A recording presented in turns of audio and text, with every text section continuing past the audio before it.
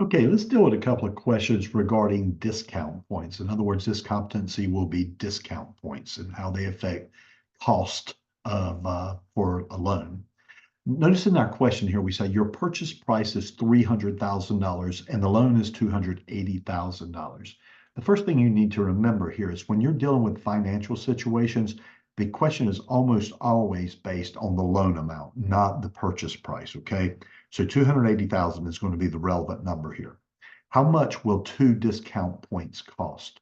Well, let me remind you as we're doing these next couple of questions that discount points are going to cost 1% of the loan amount. So if 1 discount point costs 1% of the loan amount, 2 discount points will cost 2% of the loan amount. And then the other thing that you need to remember about discount points is their effect. The effect of 1 discount point is it'll move the interest rate 1/8 of a percent.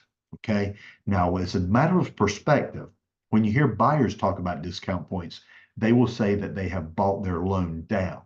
Okay. But from the lender's perspective, they will say that they have increased their yield by selling discount points. So let's take a look at this. First problem here says the loan amount is $280,000. And as we suggested just a moment ago, the cost of 1 discount point is 1% of the loan amount. So therefore, in this particular case, there are 2 discount points. So it's going to be 2% of the loan amount. So 280,000 times 2% looks like it's going to be $5,600. Now, in a question dealing with finance math, there might be other variables involved. Having said that, this question is pretty straightforward. The discount points are going to cost you $5,600. What did you get for that? The buyer bought their interest rate down, or the investor increased their yield, the lender increased their yield, whichever way you want to look at it. So now let's take a look at it from the lender's perspective, and let's see what that does to this particular problem.